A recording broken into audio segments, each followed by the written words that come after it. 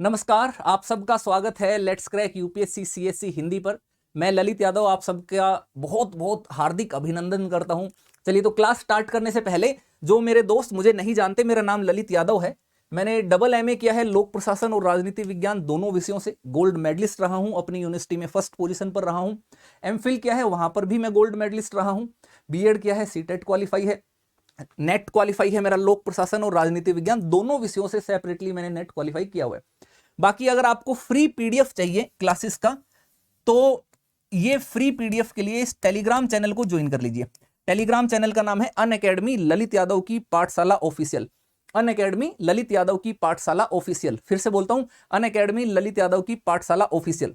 यहां पर आपको सारे पीडीएफ भी मिल जाएंगे। आप डायरेक्टली मेरे से कांटेक्ट करना चाहते हैं, मेरे से गाइडेंस लेना चाहते हैं, बात करना चाहते हैं, टेलीग्राम चैनल ज्वाइन कर लीजिए। वहां पर सब चीजें मौजूद हैं, डायरेक्टली मेरे से कांटेक्ट कर पाएंगे। बाकी अगर आपको कंप्लीट कोर्स करना है, बहुत डिटेल से स्टडी करना है प्रॉपर मेंटरशिप के साथ, तो आप अनअकैडमी का कोर्स ले सकते हैं, क्योंकि अनअकैडमी के कोर्स के बहुत सारे बेनिफिट्स हैं जो आपको कहीं नहीं मिलेंगे। फॉर एग्जांपल, सबसे पहला बेनिफिट, एक सब्सक्रिप्शन लेने से, एक सिंगल सब्सक्रिप्शन लेने से आपको इंडिया के सारे टॉप टीचर्स की क्लासेस मिल जाएंगी। लगभग 150 प्लस एजुकेटर्स हैं अनअकैडमी पर, आपको सभी टीचर्स की क्लासेस का एक्सेस मिलेगा। आप उनकी कोई भी क्लास किसी भी टाइम देख सकते हैं। ठीक है, आप हिंदी इंग्लिश बाइलिंगुअल तीनों मोड में क्लासेस मिलेंगी एक ही सिंगल सब्सक्रिप्शन से, यानी कि तीनों का एक्सेस रहेगा, अलग से कुछ नहीं करना पड़ेगा, अलग अलग लैंग्वेज के लिए अलग अलग सब्सक्रिप्शन नहीं, एक ही सब्सक्रिप्शन से तीनों मिल जाएंगे। जो देखना है देखिए, लाइव और रिकॉर्डेड दोनों सेशंस अवेलेबल रहेंगे। आप जैसा सेशन देखना चाहते हैं देखिए, कितनी भी बार देखिए, ये सब फीचर्स अनअकैडमी पर हैं। और बहुत सारे रिजल्ट अनअकैडमी से रेगुलर होते हैं। देखिए हर साल 150 से भी ज्यादा 170-80 के आसपास रिजल्ट अनअकैडमी से हो रहे हैं। बहुत सारे टॉपर्स अनअकैडमी से पढ़ करके एग्जाम क्रैक करके निकल रहे हैं, तो आप भी उनमें से एक हो सकते हैं अगर आप तैयारी कर रहे हैं। अब जब भी अनअकैडमी का सब्सक्रिप्शन लेना चाहते हैं ना, तो आपकी मैं एक बहुत बड़ी हेल्प कर सकता हूं अनअकैडमी सब्सक्रिप्शन में। हेल्प ये कि जब भी आप कोर्स लेंगे, जैसे अनअकैडमी का सब्सक्रिप्शन का ये प्लेटफॉर्म ओपन करेंगे, तो यहाँ पर आइकॉनिक प्लस लाइट 3 तरीके के कोर्स दिखेंगे। इन सब में मैं आपकी एक बहुत बड़ी हेल्प कर सकता हूं। क्या? जब भी आप कोर्स सेलेक्ट करेंगे तो आपको मैं फीस में डिस्काउंट दिलवा सकता हूं। डिस्काउंट के लिए कैसे होगा? आप जब कोर्स सेलेक्ट करते हैं तो यहां पर नीचे एक कोड डालने का ऑप्शन आता है, रेफरल कोड डालने का ऑप्शन आता है इधर। तो उस रेफरल कोड में आपको ये डालना है LYLIVE, इसको अप्लाई कर देना है, फीस में डिस्काउंट हो जाएगा। जो भी अनअकैडमी पर ऑफर चल रहा होगा वो ऑफर आपको मिल जाएगा। Discount time to time change होता रहता है, कभी 10%, कभी 20%, 25% भी होता है। कई बार आपको एक्सटेंड कोर्स 3 4 6 महीने एक्स्ट्रा मिल जाते हैं। बहुत सारे ऑफर्स आते हैं। जो भी ऑफर है सब ऑफर इस कोड से मिलेंगे। इसको कोड टू सक्सेस बोलते हैं। रीजन क्या? कि फीस में डिस्काउंट, इसके साथ साथ मेरी पर्सनल गाइडेंस मिलेगी। मैं अपने सारे स्टूडेंट्स को पर्सनली गाइड करता हूं, 1-on-1 गाइड करता हूं। देखिए आपकी कमियां क्या हैं, आपकी खूबियां क्या हैं, आपकी सिचुएशन को देखते हुए, आपकी कमियों को दूर करते हुए आपके लिए एक अलग से स्ट्रेटेजी बनाने की जरूरत पड़ती है। और वो एक टीचर ही कर सकता है, क्योंकि वो ज्यादा बेहतर तरीके से आपकी सिचुएशन को समझ सकता है, क्योंकि सबकी सिचुएशन एक जैसी नहीं होती है। तो इसलिए आपकी इस एग्जाम की तैयारी में एक टीचर का, एक मेंटर का होना बहुत जरूरी है। गाइडेंस मैं खुद देता हूं, बिना मैनेजर असिस्टेंट के देता हूं। और मेरा यही मानना है कि मैनेजर असिस्टेंट के माध्यम से गाइडेंस नहीं होती है। उनके माध्यम से गाइडेंस होती है तो फिर सब लोग आईएएस बन जाते हैं। आईएएस यूपीएससी का एग्जाम क्रैक करने के लिए टीचर की गाइडेंस चाहिए। तो मैं खुद ही गाइड करता हूं। आप जब भी मेरे से कॉल करेंगे, कॉन्टेक्ट करेंगे, आपकी डायरेक्ट बात, सीधी बात मेरे से होगी। मेरी टीम सोशल मीडिया पर, बाकी जगह पर रिप्लाई करती है, लेकिन कॉल करते हैं तो मैं ही रिसीव करता हूं, और कॉल बैक भी मैं करता हूं। हाँ, कई बार लेट जरूर हो जाता है, क्योंकि इतने सारे बच्चों के साथ मैं बात कर रहा हूं, क्लासेस भी ले रहा हूं। तो आपको चिंता नहीं करना। आप जब भी कॉन्टेक्ट करेंगे विद इन 24 to 36 आवर्स, 36 घंटे के अंदर अंदर मैं आपको वापस करूंगा कॉन्टैक्ट, और आपकी डायरेक्ट बात मेरे से हो जाएगी। आपको मेरे से गाइडेंस लेनी है, अनअकैडमी का सब्सक्रिप्शन लेना है, जो भी चीज जानने आप बिंदास मेरे से बात कर सकते हैं। सब्सक्रिप्शन लेना है तो कॉल जरूर कर लेना। सब्सक्रिप्शन लेने से पहले मेरे से एक बार कॉन्टैक्ट जरूर कर लेना, क्योंकि बिना रेफरल कोड के कोई फिर बाद में आपको जब गाइडेंस नहीं मिलती तो फिर परेशान हो जाते हैं बहुत सारे की बच्चे की, सर हमने तो ऐसे ऐसे ले लिया लेकिन अब क्या करें। तो फिर उसके बाद हम भी कोई सपोर्ट नहीं कर पाएंगे। इसलिए पहले ही समझदारी से आना है, LY लाइव कोड लगा करके सब्सक्रिप्शन लेना है। हर हफ्ते एक नया बैच शुरू होता है। फाउंडेशन बैच अनअकैडमी पर शुरू हो चुका है, बिल्कुल बेसिक से एकदम जीरो से। आप ईएमआई पर भी सब्सक्रिप्शन ले सकते हैं, मंथली बेसिस पर भी सब्सक्रिप्शन ले सकते हैं, यानी कि आपको एक साथ पूरा पैसा देने की भी जरूरत नहीं है। और आपके पास अगर पैसा नहीं भी है तो भी मैं आपको एजुकेशन लोन से सब्सक्रिप्शन दिला सकता हूं। सबसे इंपॉर्टेंट चीज, अपनी गारंटी पर आपको मैं एजुकेशन लोन दिला दूंगा, चाहे आपके अकाउंट में एक भी रुपया ना हो। ठीक है, फ्री तो नहीं करा सकते हैं क्योंकि हमारा नहीं है, हम भी एज ए टीचर पढ़ाते हैं, लेकिन मेरी तरफ से जो हेल्प हो सकती है मैं आपकी हेल्प करा दूंगा। ठीक है, आप मेरे से कॉन्टेक्ट कर लेना, जितनी हेल्प बन पाएगी पूरी हेल्प करेंगे, ये मेरा आपसे वादा है। कॉन्टेक्ट करने के लिए मैंने आपको बता दिया, Telegram channel Unacademy Lalit Yadav की पाठशाला ऑफिशियल, अनअकैडमी ललित यादव की पाठशाला ऑफिशियल ज्वाइन कर लीजिए। वहां पर सब चीजें, सारी डिटेल्स मिल जाएंगी, डायरेक्ट मेरे से कॉन्टेक्ट कर पाएंगे। ये कुछ मेरे एरियाज हैं जो मैं पढ़ाता हूं, तो इनकी क्लासेस भी आपको मिल जाएंगी। यूट्यूब पर आप मेरे नाम से सर्च करेंगे तो बहुत सारी क्लासेस आपको मिल जाएंगी। ये टेलीग्राम चैनल है, ये कोड है, इस कोड को याद रखिएगा, LYLIVE, और क्लास को लाइक शेयर करते जाना है, एकदम बिल्कुल हाई जोश के साथ क्लास में एंट्री करनी है। अब क्लास लंबी चलेगी, ये एक बेसिक इंफॉर्मेशन थी जो मैंने आपको बता दी, एक हाई जोश के साथ रहना है।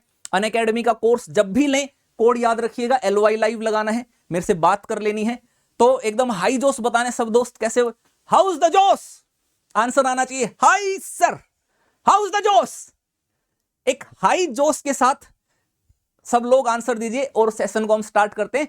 चलिए तो मैं सेशन स्टार्ट करता हूं एकदम।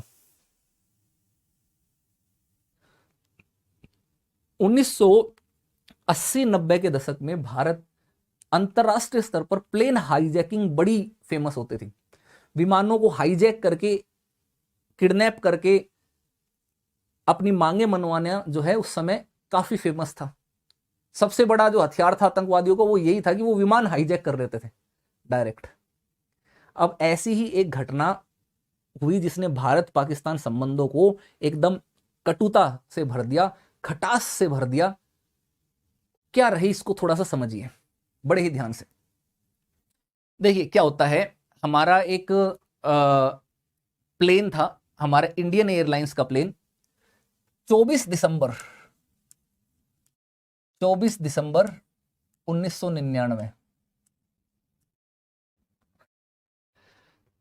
को 5 हथियारबंद आतंकवादियों ने भारत की इंडियन एयरलाइंस के एक प्लेन IC-814, जो प्लेन था उसका नाम था IC-814, इसके अंदर लगभग 178 पैसेंजर थे, 178 पैसेंजर थे। इन 178 पैसेंजरों से भरा इंडियन एयरलाइंस का विमान IC-814 को काठमांडू में हाईजैक कर लिया। वो बेसिकली वो विमान जो था वो दिल्ली से काठमांडू, काठमांडू से दिल्ली, वो उसका ट्रेवल का रूट था कि दिल्ली से काठमांडू गया और काठमांडू से दिल्ली आना था। अब जो वो काठमांडू से टेक ऑफ कर रहा था तो उस समय उसको हाईजैक कर लिया गया। एयर ट्रैफिक जो होता है, उस एयर ट्रैफिक प्लानर आप सुनते ना, पायलट लोग जो बात करते तो एयर ट्रैफिक कंट्रोल होता है, उनके पास सारी आवाजें जाती हैं। एयर ट्रैफिक कंट्रोलर ने यह दावा किया कि प्लेन में गोली चलने की आवाज आई है। लगभग 1 हफ्ते तक आतंकवादियों के कब्जे में ये प्लेन रहा और इस दौरान इसने 5 देशों के चक्कर लगाए, 1 2 नहीं 5 देश। किन किन में? नेपाल, भारत, पाकिस्तान, फिर वो वहां से दुबई गया और फिर उसके बाद कंधार गया। तो 5 अलग अलग जगहों पर ये हुआ। सबसे पहले तो क्या हुआ, जब ये चक्कर लगाए तो काठमांडू से अपहरण करने के बाद वो लाहौर की तरफ चला प्लेन उड़ते हुए। अब इतना उस समय तकनीक नहीं थी कि एक झटके में एक बार में सीधा काठमांडू से तुम लाहौर पहुंच जाओ। वहां पर फ्यूल की कमी रही, फ्यूल कम पड़ा।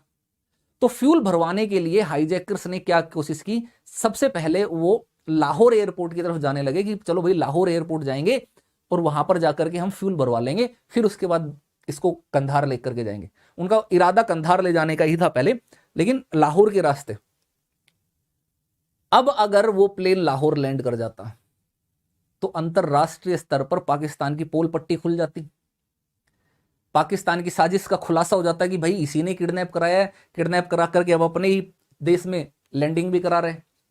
पाकिस्तान के अधिकारी लोग कांपने लगे, धर्रा गए, डर घबरा गए। उनको तो लगा था कि वो तो प्लेन जो है वो सीधा काठमांडू से कांधार ले जाएंगे वो ठीक रहेगा, लेकिन उनको नहीं पता था फ्यूल के साथ इस तरीके की चीजें हो जाएंगी। पाकिस्तान के हाथ फूलने लगे, सांसें फूलने लगी कि यार लैंडिंग कैसे कर रहे हैं। वो दुविधा में था कि लैंडिंग करने देंगे तो फंसेंगे, नहीं करने देंगे तो आतंकवादी भी हमारे हैं, हमारे इशारे पर ही काम हो रहा है। कहा जाता है कि तालिबान का इसमें आता है, लेकिन उस समय तालिबान और पाकिस्तान दोनों का गठजोड़ था। तो लाहौर एयरपोर्ट अथॉरिटी ने एयरक्राफ्ट को लैंड करने से परमिशन देने से मना कर दिया। ठीक है, अब लैंड करने से मना कर दिया तो उसके बाद वो एरोप्लेन जो था उसको लेकर के जाया गया भारत के पंजाब में। आपको मेरी आवाज आ रही है कि नहीं आ रही? आप लोग जिंदा हैं कि नहीं? हाउस द जोश, जोश है कि नहीं आप में? आवाज आ रही है? बहुत इंटरेस्टिंग सी स्टोरी मैं आपको सुनाने वाला हूं।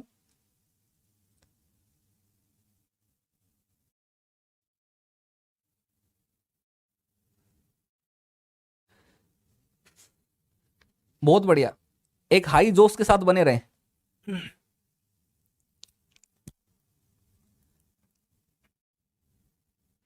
ठीक है, चलिए।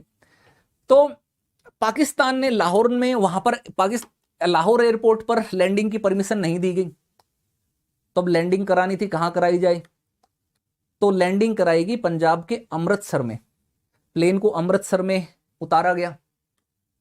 उस समय भारत के सारे कमांडो वगैरह लोग सब वहां पर मौजूद थे, आ गए। कुछ तकनीकी कारण ऐसे रहे, कुछ दिक्कतें ऐसी रही कि वहां पर फ्यूल नहीं भरा गया अमृतसर में। आतंकवादियों ने स्पष्ट कर दिया, उनको लगा कि अगर अमृतसर में फ्यूल भरा जाएगा तो भारत की सेना या भारत के सुरक्षा बलों के जो कार्मिक है वो आतंकवादियों से प्लेन को छुड़वा लेंगे। तो कुछ दिक्कतें रही जिससे अमृतसर में फ्यूल नहीं भरा गया, लेकिन उन्होंने डिमांड रखी कि हमें फ्यूल भरवाना है। जल्दी से जल्दी भरवाने के लिए भारत को उसने कहा कि तुम लाहौर वाले से बात करो और लाहौर में बात करके हमारे लिए फ्यूल भरवाने का इंतजाम करो। अब भारत के लिए तो मुसीबत थी, भारत के पैसेंजर थे। तो भारत की सरकार ने, भारत की अथॉरिटी ने लाहौर की जो अथॉरिटी थी उसको वहां पर एयरक्राफ्ट लैंड करने की मंजूरी देने का आग्रह किया। यह आग्रह क्यों किया? इसके पीछे एक कारण था। इसके पीछे एक कारण यह था कि अमृतसर के अंदर जो 25 मिनट तक ये प्लेन वहां पर रुका रहा, तो उस समय एक व्यक्ति जिसका नाम था एक व्यक्ति, उसकी हत्या, एक भारत के पैसेंजर जो थे उसकी हत्या कर दी गई। रुपीन कात्याल नाम का एक व्यक्ति थे, रुपीन कात्याल की हत्या कर दी गई। गोली मार करके हत्या करके प्लेन से बाहर लोगों को दिखा दिया गया कि देखो भैया, अगर हमारे को पर अटैक करने की कोशिश की गई तो प्लेन के सारे पैसेंजर्स को मार देंगे। तो भारत की सरकार ने इसको बहुत गंभीरता से लिया। हमने लाहौर अथॉरिटी से बात की और उनको कहा कि भाई ये प्लेन तुम्हारे पास लैंड होना चाहता है, लैंड करने दो। लाहौर अथॉरिटी तो रेडी थी, वो तो बस भारत से हरी झंडी मिलने का इंतजार कर रही थी, क्योंकि उसको कवर करना था ना कि भाई हमने नहीं कराया। डायरेक्ट परमिशन देता था तो सीधा स्पष्ट हो जाता कि उन्होंने करवाया, पाकिस्तान ने। अब भारत से हरी झंडी मिल गई तो उसको लगा, ये बोलने का मौका मिल गया कि देखो हम तो आतंकवाद के खिलाफ है, हम तो परमिशन ही नहीं देना चाहते थे। वो तो भारत ने आग्रह किया तो हमने लैंडिंग की परमिशन दी, नहीं तो नहीं देते। तो ये हुआ, पाकिस्तान के कमांडो ने लाहौर एयरपोर्ट को घेर लिया, सील कर दिया। वहां पर सील एयरपोर्ट के ऊपर लैंडिंग होती है प्लेन की, और लाहौर में प्लेन में फ्यूल भरा जाता है। और जब वहां पर फ्यूल भरा जाता है तो फ्यूल भरने के बाद वो दोबारा से उस जगह से निकलता है काबुल के लिए। उसको जाना था काबुल, उड़ान भरता है। लेकिन होता क्या है कि उस समय काबुल और कंधार ये दोनों ऐसी जगह थी जहां पर रात के टाइम में लाइटें नहीं थी। वहां का प्लेन जो है ना, वो एयरपोर्ट है, वो इतना ज्यादा वो नहीं था, अत्याधुनिक नहीं था जितने बाकी देशों के होते थे। तो रात के टाइम वहां पर प्लेन लैंडिंग कराने की सुविधा नहीं थी, और रात हो चुकी थी, उस दिन रात का समय हो चुका था। तो प्लेन लैंडिंग कराने के लिए परिस्थितियां नहीं मिली। अगर उस रात वाली परिस्थिति में वहां पर लैंड कराते तो पूरा प्लेन क्रैश होने का डर रहता, आतंकवादियों का पूरा मंसूबा खत्म हो जाता। तो ऐसे में आधे ही रास्ते से उस फ्लाइट को डाइवर्ट कर दिया गया दुबई के लिए। और वो फ्लाइट फिर उसके बाद जाती है दुबई में। दुबई में अल मिन्हत एयरपोर्ट है, एयरफोर्स बेस है, अल मिन्हत एयरफोर्स बेस। वहां पर जाकर के वो प्लेन उतरता है और उतरने के बाद भारतीय अधिकारी भी वहां पर पहुंचते हैं, दुबई के लोग भी जो हैं अधिकारी लोग होते हैं वो भी वहां पर होते हैं। पैसेंजर्स की रिहाई के लिए बातचीत करने की बात की जाती है। ब्लैक जो हाईजैकर्स होते हैं वो वहां पर डिमांड करते हैं कि भैया खाने के लिए चीजें दो और दवाइयां दो, खाने और दवाइयों की डिमांड की जाती है। यूएई के जो अधिकारी थे, दुबई जो है वो यूएई के अंदर है, यूएई के अधिकारियों ने वहां पर डिमांड रखी कि हम तुम्हें खाना पीना देंगे, तुम्हारी जरूरत की सारी चीजें देंगे, दवाइयां भी देंगे, लेकिन बदले में तुम महिलाओं और बच्चों को प्लेन से उतारो। तो लगभग 25 यात्रियों को रिहा किया गया दुबई में, इनको रिहा कर दिया गया। ठीक है, तो 25 यात्रियों को रिहा करने के बाद अगले दिन यानी कि 25 दिसंबर 1999, 25 दिसंबर 1999 को ये प्लेन जो है दुबई से रवाना होता है कांधार के लिए, कांधार के लिए जाता है और कांधार में लैंडिंग करता है।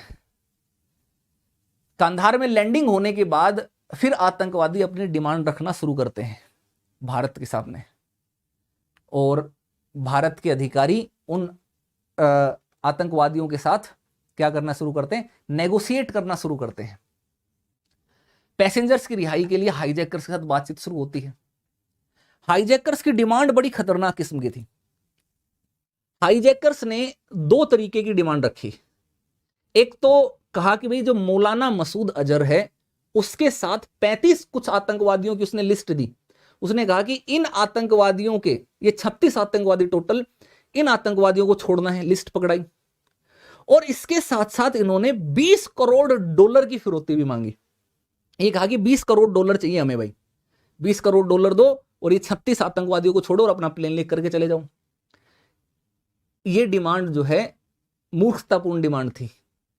20 करोड़ डॉलर और इतने खतरनाक आतंकवादियों को केवल एक प्लेन के नाम पर 178 पैसेंजर्स के बदले छोड़ने की हिमाकत या रिस्क कोई भी देश नहीं उठाएगा, अपनी आंतरिक सुरक्षा को खतरे में नहीं डालेगा।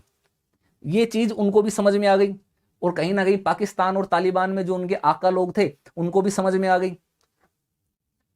उन लोगों ने चुपचाप मैसेज भिजवाया कि अरे बेवकूफ लोगों, जो मुद्दा है उस पर टिके रहो, 20 करोड़ छोड़ दो, 20 करोड़ डॉलर छोड़ दो, नहीं मिलने वाले। पता चले हमारा पूरा प्लान, पूरी मेहनत प्लेन को अगवा करने वाली वो मिट्टी में मिल जाए। तो नेगोशिएट होते होते हाईजैकर्स ने क्या किया, फिरौती की मांग जो है वो छोड़ दी। और फिरौती की मांग छोड़ने के बाद 36 आतंकवादियों की लिस्ट थी उसको भी छोटा करके 3 आतंकवादियों के नाम पर सहमति बनी। ये सहमति बनी कि जितने भी पैसेंजर हैं उन सारे पैसेंजर्स के बदले 3 आतंकवादियों की रिहाई करनी पड़ेगी। उस समय अटल बिहारी वाजपेयी की सरकार थी। 1999 में एक स्थिर सरकार भारत में आई, उससे पहले अस्थिर सरकारों का दौर था। गठबंधन की सरकार जरूर थी लेकिन चुनावपूर्ण गठबंधन बन चुका था, एनडीए की सरकार उसको बोला जाता है। ठीक है, और अटल बिहारी वाजपेयी ने अपने पैसेंजर्स को बचाने के लिए, अपने नागरिकों को बचाने के लिए 3 आतंकवादियों को छोड़ने का फैसला किया। ये 3 आतंकवादी भारत की जेल में बंद थे। इनका नाम था मौलाना मसूद अजहर, मुश्ताक अहमद जरगर और अहमद सईद शेख। ये लोग थे, इनका मैं नाम आपको बता देता हूं। जो 3 आतंकवादी थे, 3 आतंकवादी थे जिनको छोड़ने के ऊपर सहमति बनी। इसमें मौलाना मसूद अजहर, तो मसूद अजहर था, इसका नाम आप लोग बहुत जानते होंगे। अहमद जरगर था, अहमद जरगर, और जो तीसरा है वो सईद शेख, अहमद सईद शेख। इन 3 लोगों को विमान के माध्यम से कंधार में, एक विशेष स्पेशल विमान के माध्यम से कंधार में लेकर के जाया गया। कंधार में ले जाने के बाद 31 दिसंबर 1999 31 दिसंबर 1999 1999 को इनकी रिहाई की, सारे पैसेंजर्स की रिहाई हुई और ये 3 आतंकवादी छोड़े। ये भारत के लिए एक बहुत बड़ा आघात था। भारत इस चीज को नहीं समझ पाया उस समय कि भाई ये 3 आतंकवादियों के लिए पाकिस्तान ने और बाकियों ने इतना रिस्क क्यों उठाया, क्योंकि ये 3 लोग ऐसे थे जिनके बारे में कहा जाता था कि ये बहुत बड़ी प्लानिंग कर रहे थे भारत में हमला करने के लिए, भारत को आंतरिक रूप से कमजोर करने के लिए, और इनके पास वो सारी प्लानिंग थी, वो सारे के सारे रिसोर्सेज थे, और अगर ये जेल में बंद रहते तो भारत के ऊपर उस प्लानिंग को वो एग्जीक्यूट नहीं कर सकते थे। इसलिए भारत के ऊपर बड़ा आतंकवादी हमला करने के लिए इन आतंकवादियों की आजादी जरूरी थी। तो ऐसे में जब इनकी रिहाई होती है, भारत के पैसेंजर वापस आ जाते हैं। पाकिस्तान इस मामले में अपनी वाहवाही बटोरने की कोशिश करता है कि देखो हमने कैसे भारतीयों के समर्थन किया, सपोर्ट किया, लेकिन भारत समझ चुका था, अंतरराष्ट्रीय स्तर पर बाकी देश भी समझ चुके थे, ये सारी की सारी गड़बड़ करने वाला देश जो पाकिस्तानी है, इसके अलावा और कोई ये नहीं था। ठीक है, अब उसके बाद जब रिहाई होती है, रिहाई के बाद अजहर क्या करता है, मसूद अजहर, वो तालिबान की मदद से अफगानिस्तान के रास्ते पाकिस्तान अधिकृत कश्मीर में पहुंचता है और कश्मीर में इंडियन फोर्स से लड़ने के लिए एक संगठन का निर्माण करता है जिसका नाम होता है जैश ए मोहम्मद। अगर आपको नाम याद हो, एक आतंकवादी संगठन बनाता है जैश ए मोहम्मद। इस संगठन का निर्माण करता है और यह कहा जाता है कि पाकिस्तान की एजेंसी जो ISI है वही जैश ए मोहम्मद को मदद करती थी, फंडिंग करती थी, आगे बढ़ काम करने के लिए प्लानिंग करती थी। 2001 के अंदर, 2001 में जो हमारी संसद के ऊपर हमला हुआ, उस संसद हमले का प्राइम सस्पेक्ट जो है वो यही था, मसूद अजहर। इसी ने भारत की पार्लियामेंट के ऊपर हमला करवाया और उस समय पाकिस्तान ने अजहर को, मसूद अजहर को भारत को सौंपने से इनकार तक कर दिया था। तो यहां मुद्दा एक बार फिर से उभर करके आने लगा आतंकवाद का, और इन आतंकवाद को लेकर के अब भारत जो है सख्ती से निपटने के लिए तैयार होने लगा और भारत ने विश्व में एक माहौल बनाना शुरू किया आतंकवाद के खिलाफ युद्ध का। भारत उसको लीड करने लगा, हालांकि अमेरिका जैसे देशों का समर्थन उस समय तक नहीं था, लेकिन जिस तरीके का विमान अपहरण कांड से भारत 1999 में गुजरा था, उसी तरीके का एक विमान का कांड जो है, अपहरण कांड जो है, वो 9/11 की घटना उसको बोला जाता है, अमेरिका में भी होती है। क्या होता है कि एक संगठन है जिसका नाम है लश्कर-ए-तैयबा। ठीक है, बेसिकली इस तरीके के जितने भी आतंकवादी संगठन हैं, इनको उत्पत्ति करने, इनको बनाने में जो सबसे बड़ा रोल प्ले अगर किसी ने किया था तो वो अमेरिका ने ही किया था। अमेरिका के कारण ही इस तरीके के संगठन जो हैं वो बढ़कर के आए थे। 1990 के दशक में शीत युद्ध खत्म हो चुका था, सोवियत संघ का विघटन हो चुका था। इससे पहले ये ISIS हो, चाहे लश्कर-ए-तैयबा हो, चाहे और भी कई सारे जो आतंकवादी संगठन हैं, उन आतंकवादी संगठनों को फंडिंग देना, हथियार देना, उनको बनाए रखने का के पीछे अमेरिका का उद्देश्य यह था कि वो सोवियत संघ को कमजोर कर सके, खास करके अफगानिस्तान वाले क्षेत्र से। तो पाकिस्तान अधिकृत कश्मीर के अंदर इस तरीके के आतंकवादियों को ट्रेनिंग के कैंप आयोजित कराए जाते थे और उनको फंडिंग अमेरिका से मिलती थी। लेकिन जब सोवियत संघ का ही विघटन हो गया तो उसके बाद अमेरिका विश्व में एकमात्र दादा बच गया। तो अमेरिका को ना तो पाकिस्तान की जरूरत रही, ना ही इन आतंकवादी संगठनों की जरूरत रही, और अमेरिका ने इन दोनों को ही फंडिंग देना कम कर दिया, आतंकवादी संगठनों को तो बंद कर दिया। लेकिन आतंकवादी जो हैं वो दो धारी तलवार की तरह है, अगर तुम उसका इस्तेमाल किसी और को काटने के लिए कर रहे हो तो तुम्हारे ऊपर भी कटने का डर बना रहता है। यह चीज ओसामा बिन लादेन जैसे आतंकवादी को रास नहीं आई। आपने नाम सुना होगा ओसामा बिन लादेन, बहुत ही खूंखार किस्म का आतंकवादी था। आज के टाइम में अगर किसी को भी किसी व्यक्ति को ये जताना होता है ना किसी के बारे में कि भैया ये तो बड़ा खूंखार है, बर्बर है, तो उसके लिए इसका विकल्प पर्यायवाची यूज किया जाता है, अरे लादेन की तरह है यार ये तो, है ना, यार ये तो ओसामा है, ये तो लादेन है ना, बड़ा कट्टरपंथी किस्म का मतलब व्यक्ति।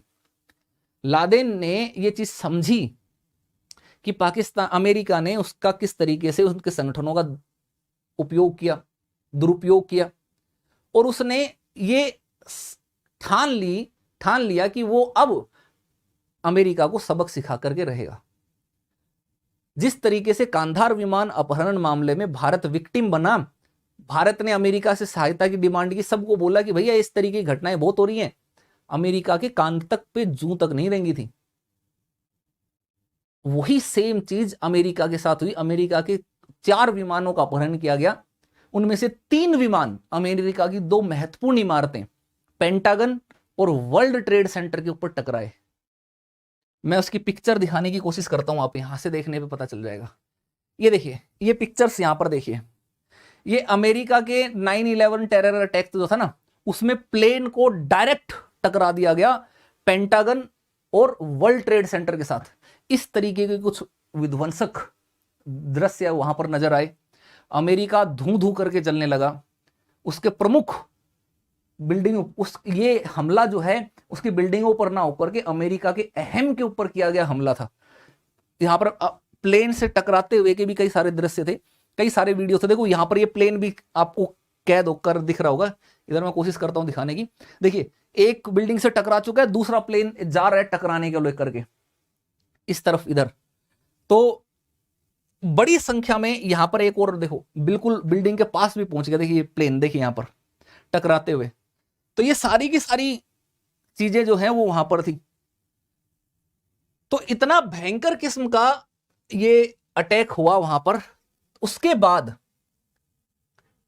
अमेरिका को ये चीज समझ में आती है कि भाई जो आतंकवाद है वो कोई किसी एक देश की समस्या नहीं है, वो तो वैश्विक समस्या है, वो तो सभी की समस्या है, और इससे सभी देशों को मिलकर के निपटना पड़ेगा, नहीं तो इससे निपट नहीं पाएंगे।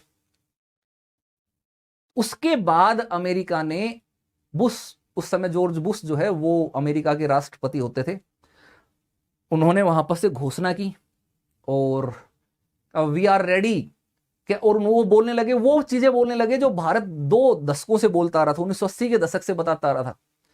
बोला उन्होंने कि terrorism is a global problem, we all have to come under one roof to fight against this terrorism. America is ready to lead the war against terrorism.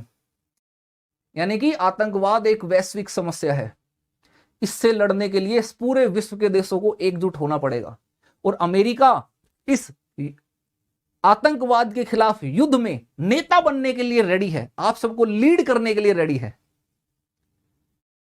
कहते ना कि जब तक आपके ऊपर बीतती नहीं तब तक आपको दूसरे के दर्द का पता नहीं चलता। तो यहां पर अमेरिका के ऊपर आतंकवाद हुआ, हमला हुआ, उसके बाद अमेरिका को समझ में आया आतंकवाद का दर्द क्या था, भारत का दर्द वो समझा, और भारत ने तुरंत प्रभाव से अमेरिका का समर्थन कर दिया वार अगेंस्ट वर्ल्ड में, बोला कि वार अगेंस्ट टेररिज्म में कि हाँ भाई हम तुम्हारे साथ हैं, ठीक है। तो उसके बाद अमेरिका को यह समझ में आ गया कि उसने घोषणा तो कर दी आतंकवाद के खिलाफ युद्ध की, लेकिन वैश्विक स्तर पर आतंकवाद के खिलाफ युद्ध जो असली छेड़ रखा था वो तो भारत था। एक वैश्विक स्तर पर सर्वसामान्य नेता के रूप में, लीडर के रूप में भूमिका भर चुकी थी, वो भारत की थी। तो ऐसे में आतंकवाद को समाप्त करना तो बिना भारत की मदद के हो नहीं सकता था, क्योंकि सारे आतंकवादी थे कहां पर, भारत की सीमा के पड़ोस में, पाकिस्तान में। और अगर पाकिस्तान में आतंकवादियों को नेस्तनाबूद करना है, समाप्त करना है, तो भारत की मदद के बिना तो कर नहीं पाएंगे, क्योंकि पाकिस्तान को बोलोगे आतंकवादी पकड़ाओ तो आतंकवादी, वो पाकिस्तान तो बोलता है आतंकवादी, हमारे कहां आतंकवादी है, ये तो देवता हैं, इनकी तो पूजा होती है ना।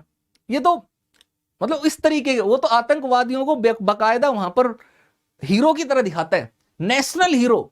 मौजूद असर वो अजर जो कांधार विमान कांड में उसको आजाद किया गया और जिसने संसद पर हमला करवाया, उसको पाकिस्तान में नेशनल हीरो तक घोषित कर रखा था, सोचो। तो पाकिस्तान तो आतंकवादियों को स्वीकार ही नहीं करता कि यार हमारे यहाँ पर आतंकवादी भी हैं, मानता ही नहीं था, कहता नहीं है हमारे तो यहाँ पर कुछ नहीं है आतंकवादी, नहीं हमारे तो आतंकवादी है ही नहीं, हमारे तो बड़ा कितना अच्छा पीसफुल देश है, तो हम तो आतंकवाद के बड़े खिलाफ, हमारे तो कोई है ही नहीं। तो पाकिस्तान अमेरिका को पता था ये चीज होगी, तो भारत की मदद के बिना आतंकवाद के खिलाफ युद्ध में विजय हासिल नहीं की जा सकती थी। तो इस दौर में वर्ष 2000 के बाद भारत और अमेरिका के संबंध जो हैं वो मजबूत बनने शुरू होते हैं, मित्रता होनी शुरू होती है। कई सारे आयाम थे, उन आयामों को हम भारत अमेरिका संबंधों में समझेंगे, लेकिन यहां पर केवल एक आयाम को देख लेते हैं, वो आयाम था आतंकवाद। और ऐसे में अमेरिका जो पाकिस्तान को फंडिंग करता आया था, आतंकवादी संगठनों को फंडिंग करते आया था, अमेरिका उसी के खिलाफ हो गया। सर्जिकल स्ट्राइक करते हुए पाकिस्तान के एबटाबाद के अंदर घुस करके ओसामा बिन लादेन को मार गिराया गया अमेरिका की सील कमांडोज के द्वारा। उससे पहले तक पाकिस्तान स्वीकार तक नहीं करता था कि ओसामा बिन लादेन उसके पास है। ओसामा बिन लादेन कौन? ओसामा बिन लादेन हम नहीं जानता ओसामा बिन लादेन को। अमेरिका को पता था वहीं छुपा हुआ है। जैसे खबर मिली पाकिस्तान के अंदर घुस करके मार करके आए।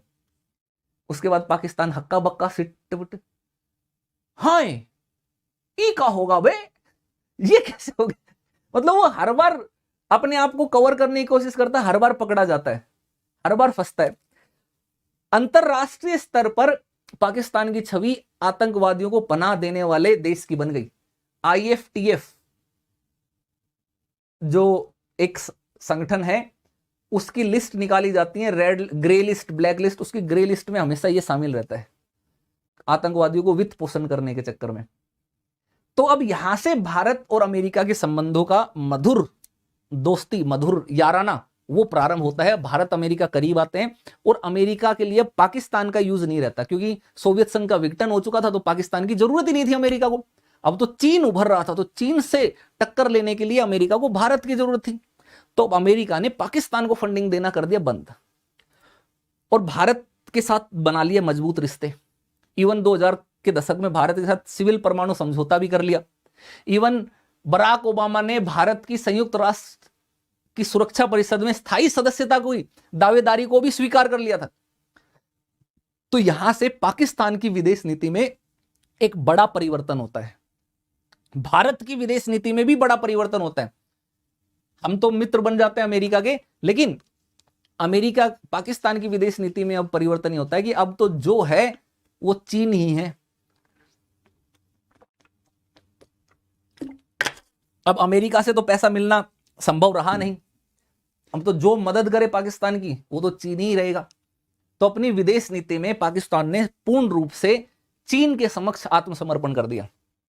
चीन को स्वीकार कर लिया कि हुजूर जो हैं आप ही हैं, आप चतुर चालाक चीन, हम आपके पिछलग्गू पाकिस्तान, आप जैसे कहेंगे वैसे दुम हिल जाएगी, आप बस फंडिंग मत रोकिए, आप बस हथियार देते रहिए, चतुर चालाक चीन के पिछलग्गू पाकिस्तान बन करके हम रहेंगे।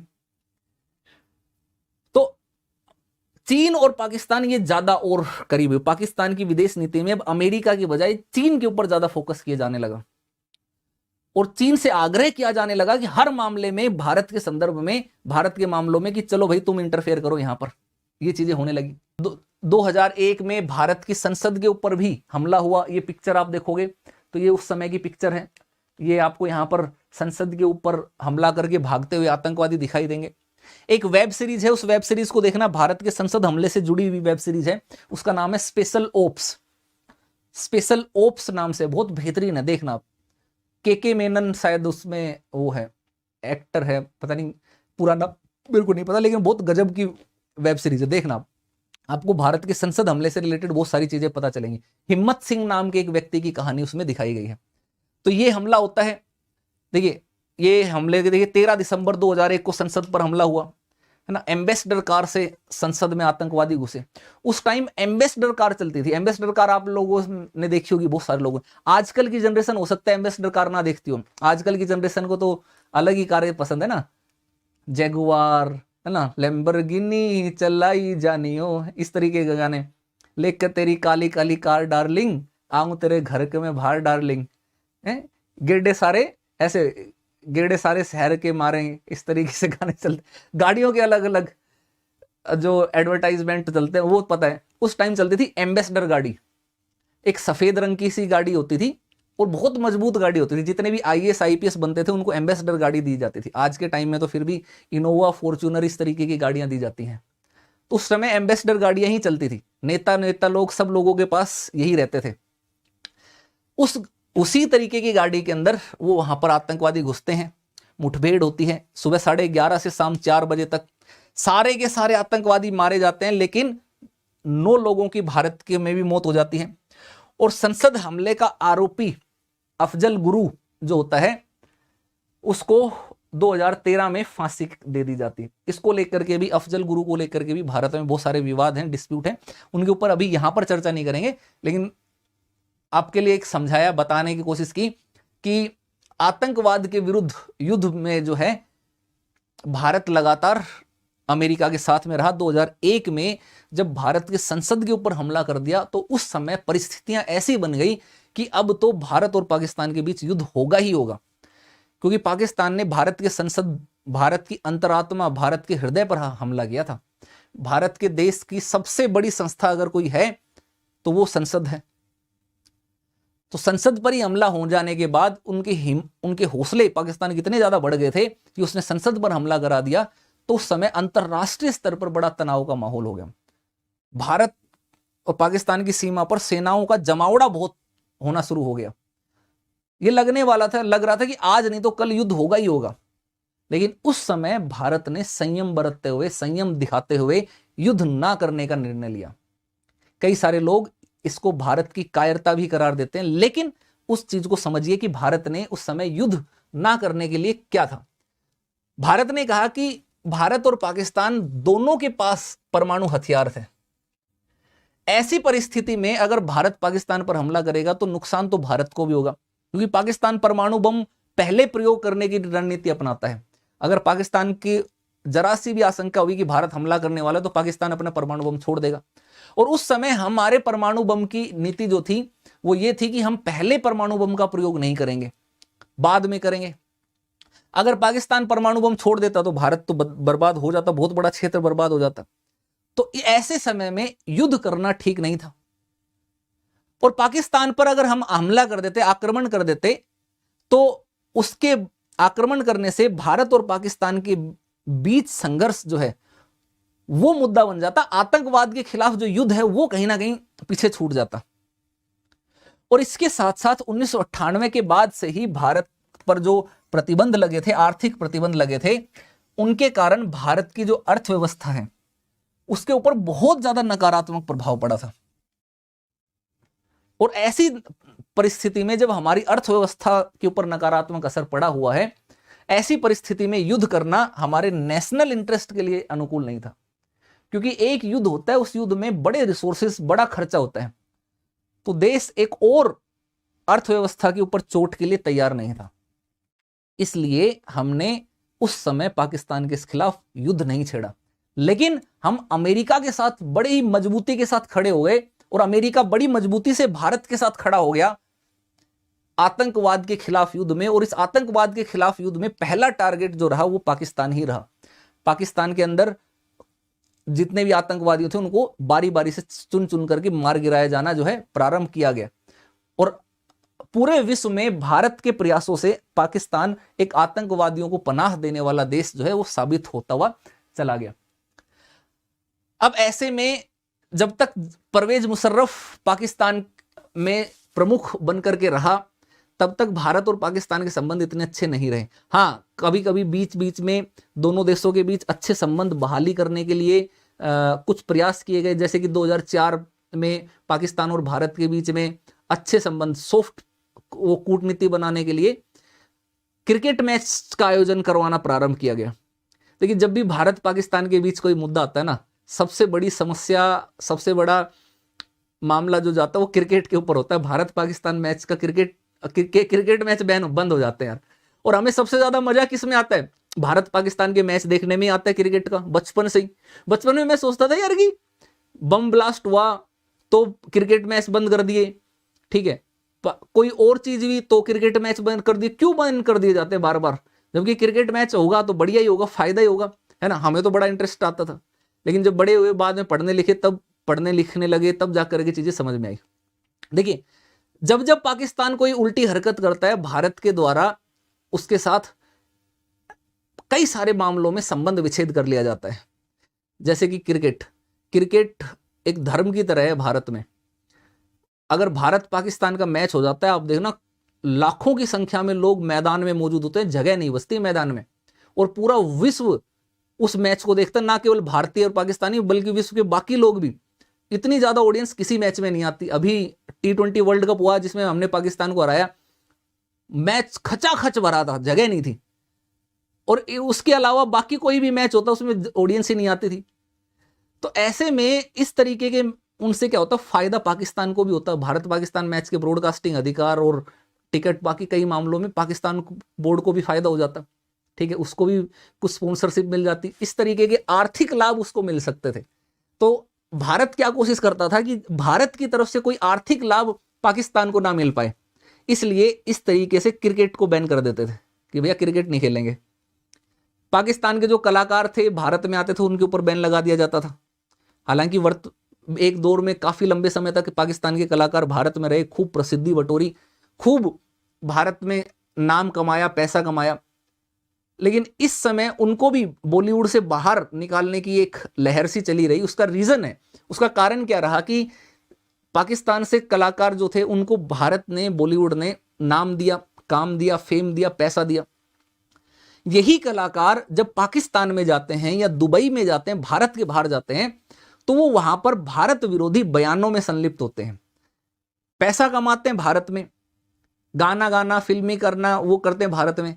लेकिन जब भारत से बाहर जाते हैं, सभी नहीं, कुछ लोग ऐसे पाए गए, उनके वीडियोस वायरल हुए कि वो बाहर जाकर के भारत के खिलाफ ही उल्टा सुल्टा अर्न गर्ल बातें करते। तो उसके बाद ये भी डिमांड उठने लगी कि भाई जिनका कैरियर, जिनकी जिंदगी हमारे कारण चल रही है और वो हमारे खिलाफ जाकर के बोल रहे, तो ऐसे लोगों को यहां पर लाना ठीक नहीं है।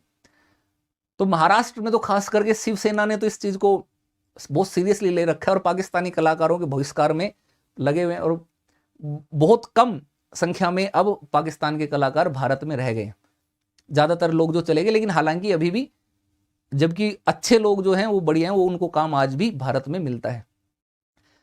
इस चीज को लेकर के शोएब अख्तर और वीरेंद्र सहवाग की जो आपसी टकराव है ना, वो भी बहुत देखने को मिलती है। भारत के क्रिकेट मैच होता है ना, तो आपको दो प्लेयर का नाम बताता हूँ, एक गौतम गंभीर और एक वीरेंद्र सहवाग। गौतम गंभीर जब भी पाकिस्तान के साथ मैच होता था, हर बार कभी ना कभी पाकिस्तान के किसी ना किसी प्लेयर के साथ भिड़ जाते थे। कभी अफरीदी के साथ भिड़ना, कभी कामरान अकमल के साथ भिड़ना, और भयंकर किस्म की गालियां बकता। आज भी जब भी मामला आता है तो पाकिस्तान की धज्जियां उड़ा देता है क्रिकेटरों की। और जो हमारा वीरेंद्र सहवाग हैं वो कटाक्ष करने में माहिर है। वो हमेशा पाकिस्तान के जो कमेंटेटर हैं, जो क्रिकेटर हैं, उनके ऊपर, खास करके शोएब अख्तर और इनके ऊपर खूब कटाक्ष करते हैं। और वो कटाक्ष एवं ही नहीं करते, उसका रीजन है, वो बोलते हैं कि भाई मैं पाकिस्तान के क्रिकेटरों से मेरी कोई दुश्मनी नहीं है, मैं केवल इसलिए कटाक्ष करता हूं कुछ गिने चुने लोगों के ऊपर क्योंकि उनको कमेंट्री का पैसा भारत से मिलता है, IPL में कमेंट्री करते हैं और जगह कमेंट्री करते हैं, भारत से उनकी आय होती है, अर्निंग होती है। वही लोग भारत से बाहर जाते ही फिर भारत के खिलाफ उल्टा सीधा बयान देने लगते हैं। अफरीदी, शोएब अख्तर, इस तरीके के लोग कई बार भारत विरोधी बयान देते हैं, इसलिए वो उसके पीछे पड़ा रहता है ट्विटर के ऊपर। आप देखना वीरेंद्र सहवाग, अलग अलग किस्म के डायलॉग चलते रहते हैं। तो इस तरीके की चीजें भी रही कि पाकिस्तान और भारत के बीच जो संबंध अच्छे बनने होते थे, जिन लोगों के माध्यम से अच्छे संबंध बनाना जरूरी था, जिन एक्टर एक्ट्रेसेस कलाकारों के माध्यम से हमारे संबंध अच्छे हो सकते थे, उन कलाकारों को भी पाकिस्तान के कट्टरपंथी तत्व मजबूर कर देते थे, उनको प्रभावित करते थे कि तुम भारत विरोध की बात करो। उसके कारण सांस्कृतिक रूप से भी भारत और पाकिस्तान का जुड़ाव बेहतर तरीके से नहीं हो पाया। एक ये रीजन रहा। अब उसके बाद धीरे धीरे धीरे मामला चलता है। जनरल परवेज मुशर्रफ, उसके शासन में अत्याचार पाकिस्तान की जनता पर भी बढ़ते चले जाते हैं। पाकिस्तान की अर्थव्यवस्था डूबती हुई चली जाती है। पाकिस्तान की हालत जो है वो काफी पतली हो जाती है। ऐसे में परवेज मुशर्रफ के खिलाफ माहौल जो है वहां पर तैयार होने लगता है पाकिस्तान के अंदर। फौजी शासन समाप्त करने और उसको वहां पर लोकतंत्र लाने के लिए अंतरराष्ट्रीय स्तर पर भी दबाव बढ़ने लगता है, खास करके अमेरिका की तरफ से। ऐसे में मार्च 2007 के अंदर पाकिस्तान का जो राष्ट्रपति है परवेज मुशर्रफ, वो क्या करता है, पाकिस्तान के जो मुख्य न्यायाधीश थे इफ्तिकार मोहम्मद चौधरी, उसको बर्खास्त कर देता है जबरदस्ती। इस घटना से पाकिस्तान में जो एक आग, दबी हुई आग थी, उसको चिंगारी मिल जाती है। वकीलों ने, न्यायाधीशों ने, सबने आंदोलन खड़ा कर दिया। न्यायाधीश की बहाली की बात वो करने लगे। पाकिस्तान के सुप्रीम कोर्ट ने भी अपने न्यायाधीश को बहाल कर दिया।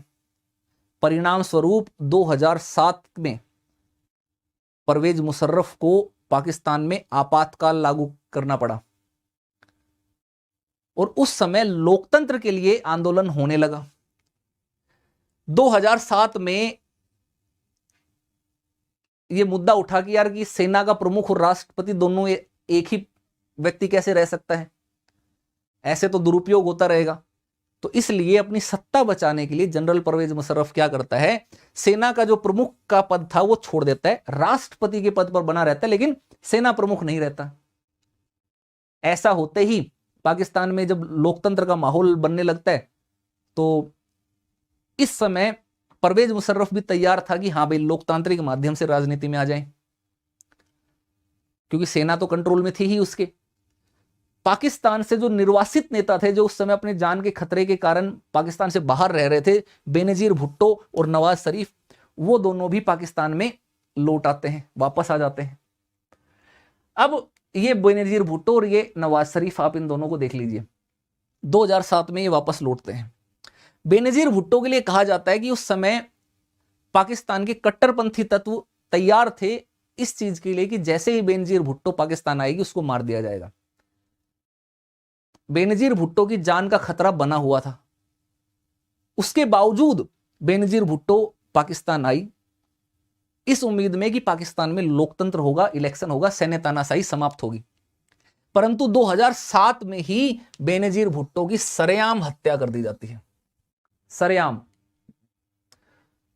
पाकिस्तान में ये कहा जाता है कि परवेज मुशर्रफ ने कट्टरपंथी तत्वों के साथ मिलकर के बेनजीर भुट्टो की हत्या करवाई ताकि जितने भी लोकतंत्र के समर्थक नेता हैं उनमें भय व्याप्त हो जाए और वो होने वाले इलेक्शंस में मुशर्रफ का विरोध ना करे या मुशर्रफ के अनुसार काम करे।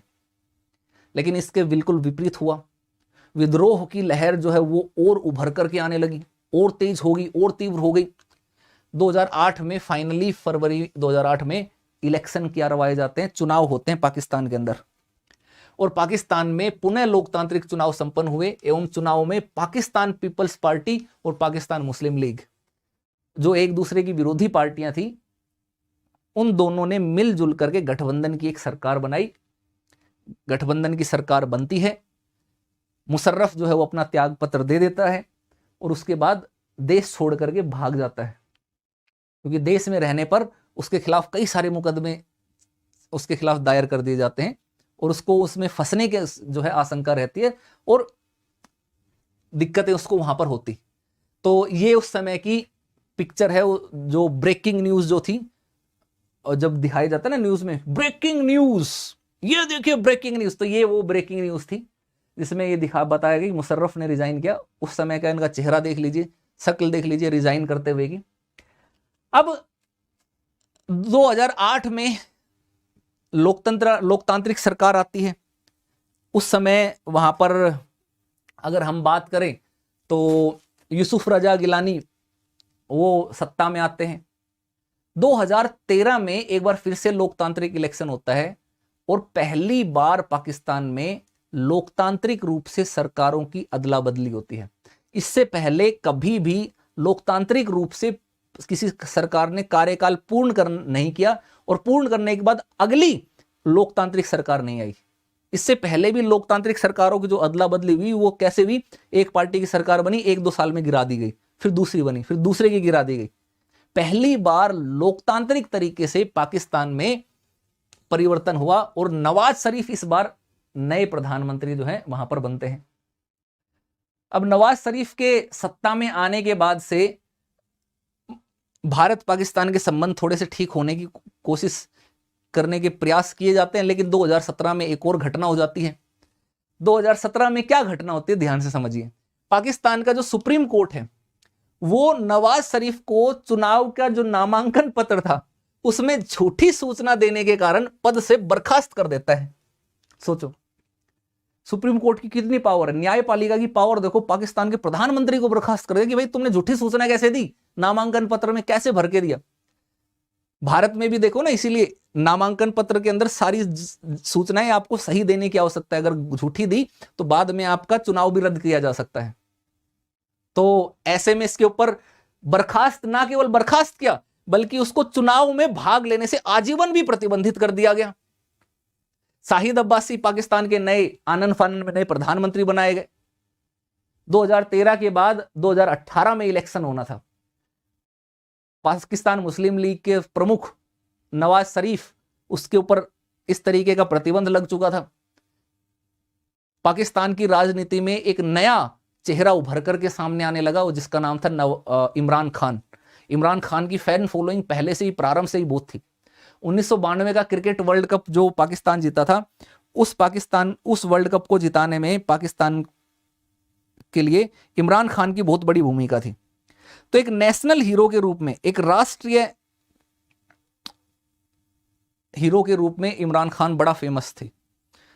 इमरान खान की पार्टी थी पाकिस्तान तहरीक-ए-इंसाफ। उस गठबंधन की सरकार होती है, एक सरकार बनती है, उसमें इमरान खान पाकिस्तान के नए प्रधानमंत्री बनते हैं। और अभी हाल फिलहाल में कुछ ही समय पहले अविश्वास प्रस्ताव के माध्यम से इमरान खान की सरकार गिर जाती है और शहबाज शरीफ जो है वो नए पाकिस्तान के पीएम बनते हैं। वर्तमान समय में शहबाज शरीफ है और कोई यकीन नहीं है आज के बाद कल तक रहेगा भी कि नहीं, वहां पर बहुत जल्दी जल्दी तख्ता पलट हो जाता है, पीएम बदल जाते हैं, पता भी नहीं चलता है। और यहां पर देखिए यहां के पीएम का कितना गैर जिम्मेदार रवैया आपको देखने को मिलता है। इमरान खान के खिलाफ जब अविश्वास प्रस्ताव लाया जा रहा था तो इमरान खान ने बाकायदा प्रेस कॉन्फ्रेंस करते हुए पूरे देश को संबोधित किया। और क्या करने के लिए संबोधित किया, बोलता है कि मेरे खिलाफ षड्यंत्र रचा जा रहा है। मैं पाकिस्तान की आवाम से आह्वान करता हूं कि इस षड्यंत्र के खिलाफ मेरी मदद करें, है ना, सड़कों पर आए। मतलब बेसिकली उसने जनता को ये उकसाने की कोशिश की कि आ जाओ, रोड पर आ जाओ, मारो काटो, लड़ाई झगड़े करो, दंगे कर दो, देश में अव्यवस्था फैला दो, ताकि ये अविश्वास प्रस्ताव ना पाए, ताकि मेरी मेरी कुर्सी बची रह सके।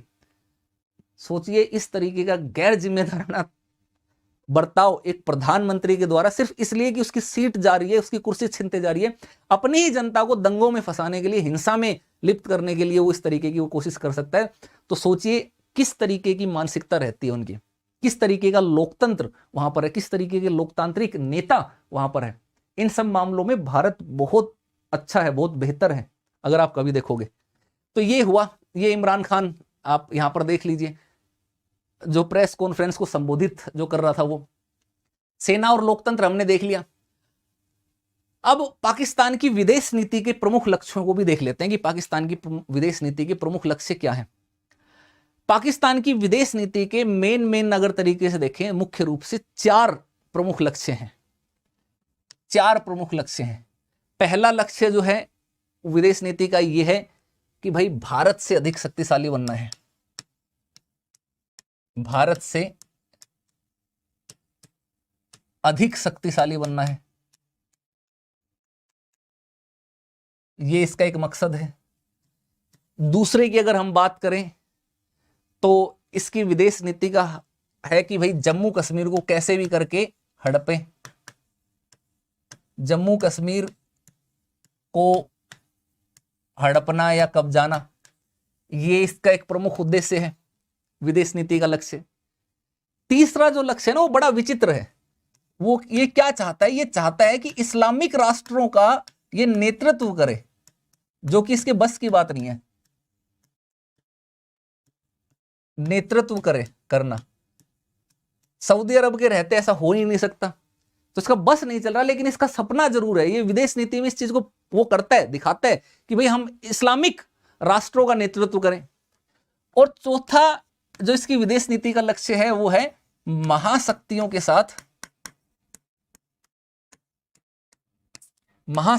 साथ बेहतर संबंध। ये इसके प्रमुख लक्ष्य हैं। विदेश नीति के संचालन को अगर देखोगे तो यही है। विदेश नीति का केंद्र बिंदु अगर हम बात करें कि विदेश नीति का इनका केंद्र बिंदु क्या है, तो विदेश नीति का केंद्र बिंदु है भारत विरोध। भारत विरोध पाकिस्तान की विदेश नीति का केंद्र बिंदु है। सेंट्रल पॉइंट जो है वो आपको देखने को मिलता है। अब सोचिए, आप भारत की विदेश नीति के लक्ष्य देखेंगे तो उसमें क्या मिलेगा? अंतरराष्ट्रीय शांति, हथियारों की होड़ का विनाश करना, परमाणु हथियारों को समाप्त करना, वैश्विक भाईचारा, पर्यावरण संरक्षण करना, पंचशील के सिद्धांत देखने को मिलेंगे, एक दूसरे के आंतरिक मामलों में हस्तक्षेप न करना। और पाकिस्तान की विदेश नीति के लक्ष्य देखोगे तो किस तरीके से?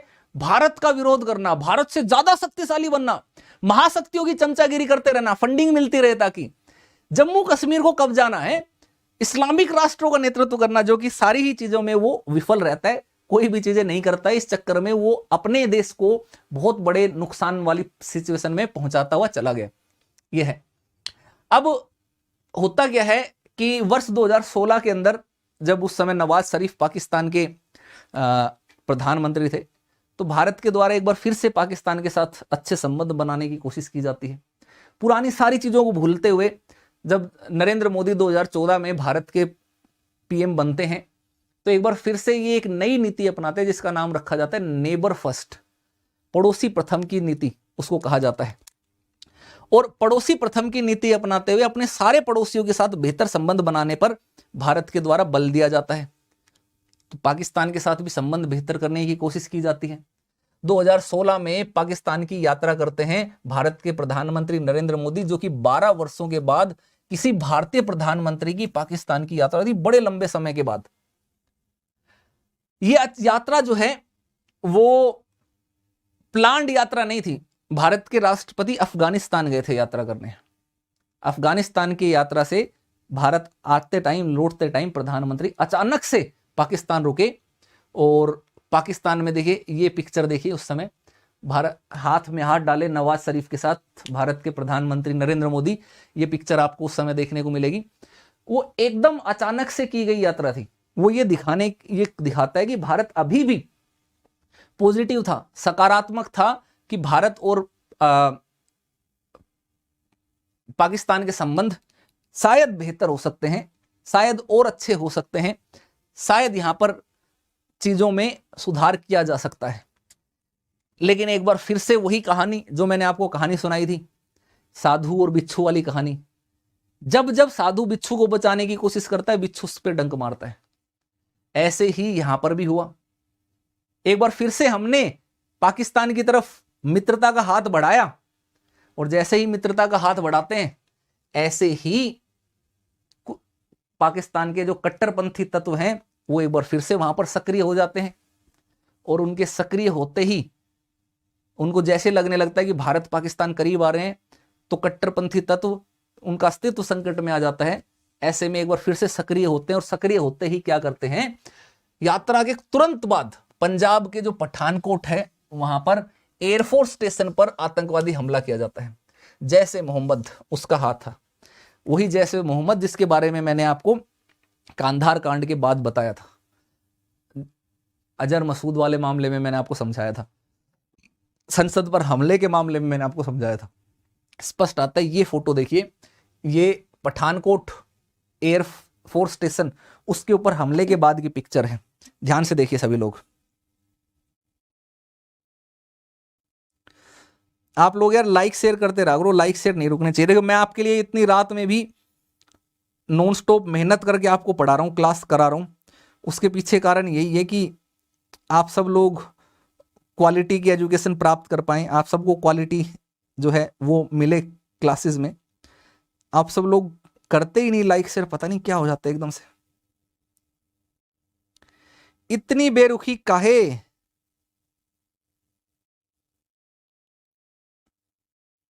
लाइक शेयर नहीं रुकना चाहिए यार, करते चले जाओ। ठीक है, और बाकी अपना कोड याद रखिएगा जितने भी दोस्त हैं, LY लाइव कोड, जब भी कोर्स ज्वाइन करना हो कोड नहीं भूलना है, LY लाइव रेफरल कोड लगा कर लेना, आपको डिस्काउंट भी मिलेगा फीस में और हमारी पर्सनल गाइडेंस भी मिलेगी, एग्जाम पास होने तक आपको पर्सनली गाइड करेंगे। अब एक बार फिर से पाकिस्तान ने अपना रंग दिखाया। उस यात्रा के बाद पाकिस्तान ने तुरंत भारत के ऊपर एक आतंकवादी हमला कर दिया। पाकिस्तान के द्वारा संयुक्त जांच दल भी भारत भेजा गया, क्योंकि पहली बार पाकिस्तान ने किसी आतंकवादी हमले के बाद भारत में इस तरीके की कार्यवाही की, इस तरीके का सकारात्मक दृष्टिकोण दिखाया कि भारत और पाकिस्तान मिलकर के आतंकवादियों के खिलाफ वो हो। भारत को लगने लगा कि यार पाकिस्तान की लोकतांत्रिक सरकार है, वो इस जांच दल के माध्यम से भारत की का सहयोग कर रही है और अच्छे संबंध बनाने के लिए तैयार है। लेकिन ये एक बार फिर से भारत की भूल साबित होती है। भूल कैसे साबित होती है? क्योंकि जैसे ही ये जांच दल जो है वो वापस जाता है पाकिस्तान, जांच दल की वापसी के बाद पाकिस्तान ने इस हमले को भारत की योजना कहा, जो कि पाकिस्तान को बदनाम करने के लिए की गई। उल्टा चोर कोतवाल को डांटे वाला उदाहरण, एग्जाम्पल आपने देखा होगा, वो बात यहां पर आ गई। खुद भारत के ऊपर ही उसने इल्जाम लगा दिया कि ये हमला भारत ने खुद करवाया अपने ऊपर, ताकि वो पाकिस्तान को बदनाम कर सके कि पाकिस्तान आतंकवादियों का देश है। सोचिए क्या वहां के जांच दल ने क्या किस तरीके से पाकिस्तान में जाकर के माहौल बनाया। इससे ये स्पष्ट हो गया, अब ये फाइनल आखिरी बार था जब हमने पाकिस्तान की बकवास वाहियात चीजें सुनी। अब हम एक सख्त नीति अपनाने जा रहे थे। इससे ये स्पष्ट हो गया कि भाई भारत पाकिस्तान जो है ना, इनके बीच में अविश्वास बहुत गहरे हैं, इनके बीच में मित्रता ढंग से नहीं हो सकती है। अब समय था जवाब देने का। इससे पहले भारत के ऊपर जब भी चीजें होती, आतंकवादी घटनाएं होती, भारत ने कभी भी पाकिस्तान की तरफ हमला नहीं किया। लेकिन इस बार मामला सीरियस था। इस बार मामला सीरियस था तो सरकार भी मजबूत थी। भारत में कई दशकों के बाद एक ऐसी सरकार, 1980 के दशक के बाद एक ऐसी सरकार आई जिसके पास पूर्ण बहुमत था, फुल मेजोरिटी वाली सरकार आई। एक ही पार्टी के पास पूर्ण बहुमत, लीडर नेता नरेंद्र मोदी, चमत्कारिक व्यक्तित्व, एकदम करिश्माई पर्सनैलिटी, केवल उनके नाम पर भारत में सरकार बन गई। लोगों के बीच में बहुत ज्यादा उनका करिश्मा, सशक्त नेता। तो ये मौका था, ये समय था कि पाकिस्तान को अब करारा जवाब दिया जाए, और ये करारा जवाब दिया गया सर्जिकल स्ट्राइक के द्वारा। 2016 में भारत पर जो पठानकोट और उरी आतंकवादी हमला हुआ, इसके बाद हमने सर्जिकल स्ट्राइक की पाकिस्तान में। 19 सितंबर 2016 को भारतीय सेना ने पाकिस्तान अधिकृत कश्मीर में स्थित आतंकवादी ठिकानों पर हमला बोला तथा कुछ आतंकवादी प्रशिक्षण केंद्रों को नष्ट कर दिया गया। 1971 के युद्ध के बाद पहली बार भारत ने अपने सामरिक संयम के सिद्धांत को परित्याग किया और LOC को पार करके आगे गया। भारत ने कहा कि यह हमला हमने अपनी आत्मरक्षा के लिए किया, हमला आत्मरक्षा के कारण किया। यह हमला पाकिस्तान पर नहीं बल्कि आतंकवाद के खिलाफ था।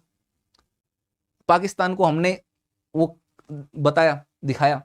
अब पाकिस्तान इस हमले के, इस सर्जिकल स्ट्राइक के बाद उसमें आ गया, पसोपेश में आ गया, एक उसमें फंस गया दुविधा में कि क्या करे वो।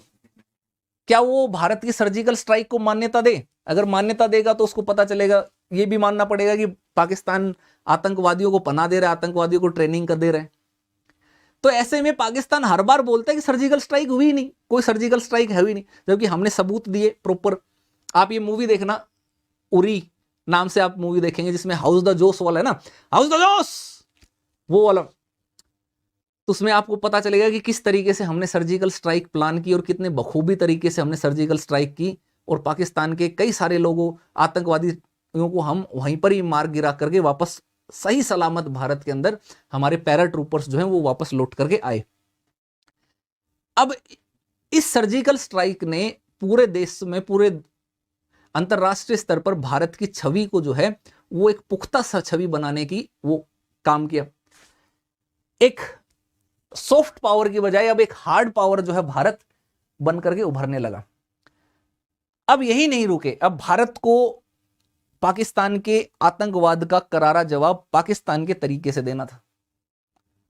जिस तरीके से पाकिस्तान प्रायोजित आतंकवाद जम्मू कश्मीर में फैलता चला जा रहा था, भारत के अन्य अंगों में भी वो फैला रहा था, तो उसका तोड़ निकाला गया बलूचिस्तान के मुद्दे को अंतरराष्ट्रीयकरण करके। कैसे, समझिए। 2016 में भारत ने पाकिस्तान के विरुद्ध आक्रामक रणनीति अपनाते हुए पाकिस्तानी प्रांत बलूचिस्तान में मानव अधिकार हनन का मुद्दा उठाया। अब क्या है इसको समझ लेते हैं। पाकिस्तान का एक, मैं आपको मैप दिखाता हूं, यहां पर मैप में देखिए, ये एरिया है, ये बलूचिस्तान का क्षेत्र है। पाकिस्तान का एक सबसे बड़ा अगर क्षेत्रों में से देखोगे तो बलूचिस्तान है। बिल्कुल इस तरफ ईरान लगता है, इस तरफ अफगानिस्तान लगता है। अफगानिस्तान और ईरान के साथ ये सीमाओं को साझा करता है। ये क्षेत्र जो है ये मिनरल्स में, रिसोर्सेज में, बहुत आर्थिक संसाधनों से जो है संपन्न है। पाकिस्तान का सबसे बड़ा प्रांत भी है, लेकिन आर्थिक संसाधनों से संपन्न होने के बावजूद सामाजिक आर्थिक रूप से पाकिस्तान का सबसे पिछड़ा हुआ क्षेत्र है। इसके विकास के ऊपर ज्यादा ध्यान ही नहीं दिया गया। संसाधनों का दोहन करके पाकिस्तान के अन्य क्षेत्रों के विकास के ऊपर फोकस किया गया, इसके साथ भेदभाव किया गया। बलूची अलगाववादी आंदोलन यहां पर चल रहा था। क्यों चल रहा था? क्योंकि बलूची है आरोप लगाते हैं कि पाकिस्तानी शासन के द्वारा बलूचिस्तान का उपनिवेश की भांति शोषण किया जा रहा है, कि अपने ही देश में अपने ही प्रांत का शोषण किया जा रहा है, एक गुलामों की तरह बना करके रखा जा रहा है। और बलूचिस्तान में ही ग्वादर बंदरगाह है, उस ग्वादर बंदरगाह का भी निर्माण चीन कर रहा है। ठीक है, तो इस क्षेत्र में यहां पर आप देखिए, इस क्षेत्र में भारत समर्थन की भी लहर है। पाकिस्तान के अंदर कहीं पर भी अगर आप देखोगे, एक ऐसा क्षेत्र जहां पर भारत के सपोर्ट में लोग होते हैं, बलूच लोग जो हैं वो भारत के समर्थन में हैं। यहां पर भारत विरोध जैसा माहौल नहीं होता है, भारत समर्थन का माहौल रहता है। और ये बलूचिस्तान ये एक डिमांड कर रहा है कि पाकिस्तान से अलग होकर के एक अलग देश बना दिया जाए बलूचिस्तान। अब भारत ने भी पाकिस्तान को ईंट का जवाब पत्थर से दिया। जिस तरीके से पाकिस्तान कश्मीर के मुद्दे का अंतरराष्ट्रीयकरण करता था, हमने बलूचिस्तान के मुद्दे को 2016 में प्रमुखता से अंतरराष्ट्रीय स्तर पर उठाना शुरू किया। अलग अलग अंतरराष्ट्रीय समझौतों में, संधियों में, कॉन्फ्रेंसेस में बलूचिस्तान के अंदर जो मानवाधिकार का हनन हो रहा था, जो पाकिस्तान की सेना यहाँ के बलूच लोगों के ऊपर अत्याचार कर रही थी, उसको हमने उठाया। हमने उनको सीधा स्पष्ट संदेश दे दिया कि तुम कश्मीर का मामला उठाओगे, हम बलूचिस्तान का उठाएंगे। अब बोलो, करो तुम। अब इस बलूचिस्तान के मामले को अंतरराष्ट्रीय स्तर पर उठाने का सबसे ज्यादा जो दुख, ये सबसे ज्यादा आहत अगर कोई हुआ तो इससे चीन हुआ, क्योंकि चीन यहां पर ग्वादर बंदरगाह के अंदर उसका पूरा का पूरा कब्जा है, पूरा का पूरा होल्ड है। और अगर अंतरराष्ट्रीय स्तर पर यहां पर मानवाधिकार उल्लंघन का मामला उठाया जाता तो चीन के द्वारा किया जाने वाला मानवाधिकार उल्लंघन भी है और पाकिस्तान के द्वारा भी है अंतरराष्ट्रीय स्तर पर। और चीन नहीं चाहता कि जिस क्षेत्र में उसकी पहुंच है, जो एक महत्वपूर्ण रणनीतिक रूप से बहुत इंपॉर्टेंट जगह पर स्थित है, उस जगह पर, उस चीज पर वो अपना कब्जा छोड़े। तो ग्वादर बंदरगाह के इसी तरफ कोई आसपास, इसके आसपास वो है, तो वो चीन को भी आग लगी। चीन ने भी भारत के खिलाफ बोलना शुरू किया।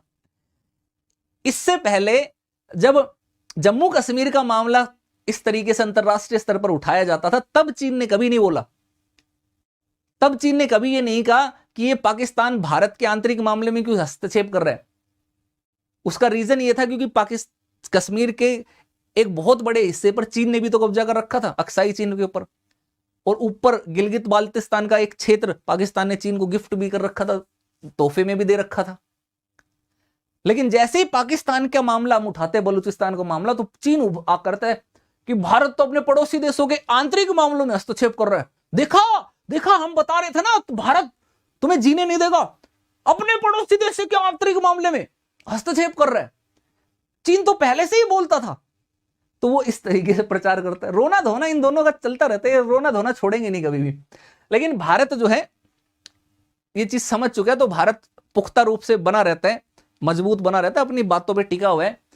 चीन कुछ भी बोले, हमें पता है कि ज्यादा वो खिसियानी बिल्ली खंबा नोचे जैसा कहावत है, तो जैसे खिसियानी बिल्ली खंबा नोचती है उसी तरीके से चीन करता है और कुछ करता नहीं है, और उसकी हिम्मत भी नहीं है कि वो भारत के खिलाफ कुछ कर सके। तो भारत इन मुद्दों को प्रमुखता से उठाता रहता है। आतंकवाद वाला मामला आपने देख ही लिया कि किस तरीके से उन्होंने आतंकवाद को भारत में फैलाया और आतंकवादी संगठनों को वो वहां पर देते हैं।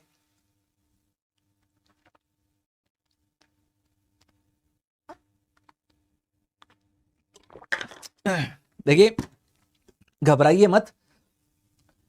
आप लोग में से कई सारे दोस्त जो हैं वो अभी इस फिराक में हैं कि यार सो जाते हैं, नींद आ रही है, सो लेते हैं, ठीक है। लेकिन मैं आपको एक चीज बताता हूं, यकीन मानिए आप सब लोग। चलो इसका,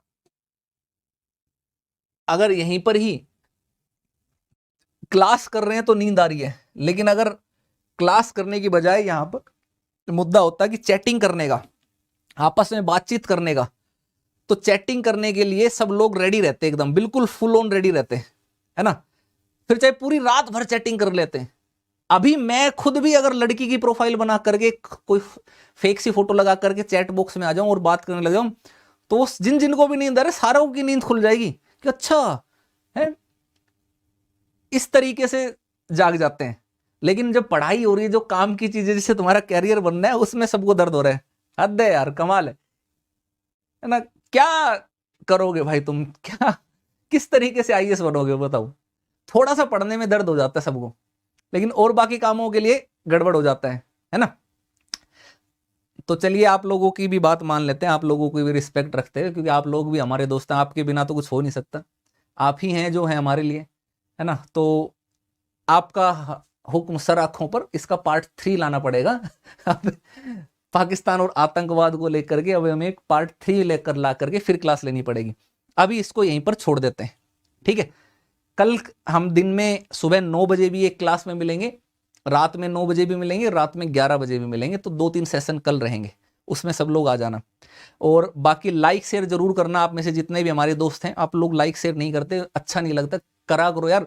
आपके लिए इतनी डिटेल से इतनी अच्छी क्लासेस कोई नहीं लेकर के आएगा। और अनअकैडमी का कभी भी कोर्स लेना चाहें तो ये एक रेफरल कोड है, इस रेफरल कोड को जरूर यूज कीजिएगा। इसका नाम है LYLIVE लाइव। इस कोड को अप्लाई करना, इससे आपको फीस में डिस्काउंट होगा और हमारी पर्सनल गाइडेंस भी मिलेगी। मैं आप सबको एग्जाम पास होने तक गाइड करूंगा, कभी भी कोई भी प्रॉब्लम नहीं आने दूंगा। और ये ध्यान रखिए, गाइडेंस का मतलब टीचर से डायरेक्ट बात हो जाना। मैं अपने सारे स्टूडेंट से पर्सनली बात करता हूं, 1-on-1 बात करता हूं। अगर आपको यकीन नहीं आता तो टेलीग्राम चैनल ज्वाइन कीजिए, टेलीग्राम चैनल पर हमारी सारी डिटेल्स मौजूद है। डायरेक्ट कॉन्टैक्ट कीजिए, आपका डायरेक्ट संपर्क मेरे से होगा। थोड़ा सा वेट जरूर करना है, जब भी कॉल करते हैं तो मैं आपको 24 से 36 घंटे के अंदर अंदर कॉल बैक करूंगा, क्योंकि कई बार क्लासेस के कारण और बाकी चीजों के कारण टाइम नहीं लग पाता है। लेकिन 36 घंटे के अंदर अंदर कॉल बैक आएगा, मेरी तरफ से आएगा। आपको गाइडेंस लेनी है, गाइडेंस के लिए कीजिए। अनअकैडमी का सब्सक्रिप्शन लेना है, उसके बारे में बात करनी है, डायरेक्ट मेरे से बात कीजिए। क्योंकि बिना टीचर की पर्सनल गाइडेंस के लिए कुछ नहीं हो सकता। क्लासेस तो पता नहीं कहां कहां कौन कौन कराता है, लेकिन जब तक टीचर गाइड नहीं करेगा तब तक सफलता नहीं मिलती है। क्योंकि आपकी कमियों को दूर करना, आपकी खूबियों को निखारना एक टीचर कर सकता है। आपकी परिस्थितियों के अनुसार आपके लिए विशेष स्ट्रेटेजी बनाना, तो वो मैं अपने उन सभी स्टूडेंट्स के लिए करता हूं पर्सनली, वीडियो कॉल पर भी, जो ये कोड लेकर के सब्सक्रिप्शन लेते हैं। LY लाइव कोड याद रखिएगा, LYLIVE। अनअकैडमी पर जब भी कोर्स ज्वाइन करना हो, जब भी सब्सक्रिप्शन लेना हो, आप ये कोड लगाइए, मेरे को बताइए, बिंदास आपको मैं पर्सनली गाइड करूंगा, एग्जाम पास होने तक गाइड करूंगा, कोई चीज में दिक्कत नहीं आने देंगे। तो होपफुली आपको क्लास अच्छी लगी होगी। अच्छी लगी तो लाइक शेयर जरूर करना, कमेंट करके बताना कि कैसी लगी क्लास। साथ ही आपको एक और इंपॉर्टेंट चीज मैं बता देता हूं, और भी इसके आगे नए पार्ट आते रहेंगे रेगुलर, टाइम टू टाइम जो है।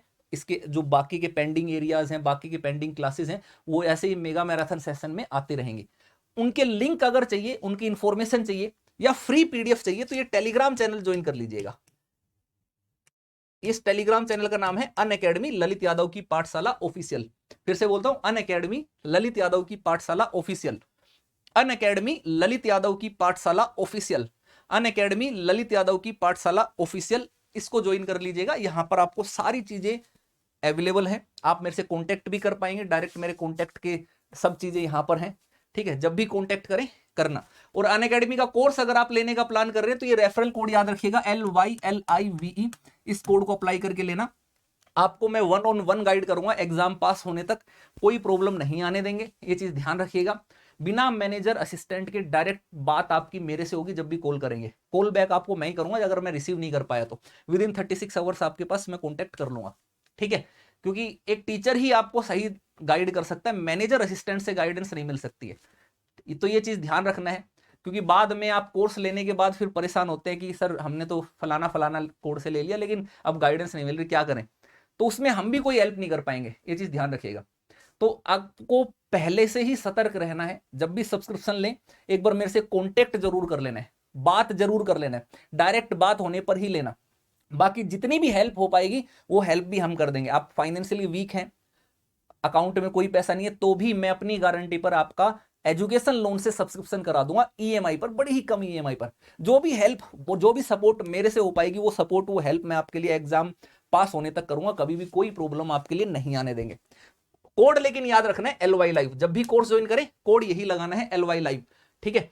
हर हफ्ते नए बैच आते हैं, ये मेरे कुछ कोर्सेज हैं जो मैं पढ़ाता हूं, ये आप देख लीजिए, ये मेरा टेलीग्राम चैनल है, इसको ज्वाइन कर लीजिएगा। और ये मेरा कोड है, रेफरल कोड याद रखना है आपको, इसका नाम है LYLIVE, रेफरल कोड याद कर लीजिए बस, आपकी सारी समस्याओं का समाधान इस रेफरल कोड में है। बाकी मेरे से कांटेक्ट कर लीजिए, आपको कोई भी जानकारी चाहिए, कोई भी हेल्प चाहिए, डायरेक्ट टेलीग्राम चैनल ज्वाइन कीजिएगा, टेलीग्राम चैनल पर सब कुछ है, वहां से आप डायरेक्ट मेरे से कांटेक्ट कर पाएंगे, यहाँ पर सारी डिटेल्स आपको मिल जाएंगी। चलिए, तो आप सबको मेरी तरफ से बेस्ट विशेष शुभकामनाएं, एक हाई जोश बनाए रखना है, लाइक शेयर करते जाना है यार, लाइक शेयर नहीं रुकना चाहिए, आप लाइक शेयर नहीं करते, और कमेंट करके बताओ क्लास कैसी लगी, इतनी डिटेल में क्लास कहीं से नहीं मिलेगी आपको। और हाउस द जोश का आंसर देंगे सभी लोग, हाउस द जोश आंसर आना चाहिए, हाई सर, बहुत बढ़िया बहुत बढ़िया, यही हाई जोश आपको बनाए रखना है, इसी हाई जोश के साथ रहना है, ठीक है। चलिए, तो इसी हाई जोश के साथ क्लास को एंड करते हैं, आपसे मिलते हैं जल्दी ही नए नए सेशंस, नए नए टॉपिक्स के साथ, नई नई वीडियोस आपके लिए रेगुलर, इस तरीके की मेगा मैराथन सेशन क्लासेस में लाता रहूंगा। चलिए, आप सबको मेरी तरफ से बेस्ट विशेष शुभकामनाएं, आप सबको जय हिंद, जय भारत, लेट्स क्रैक इट।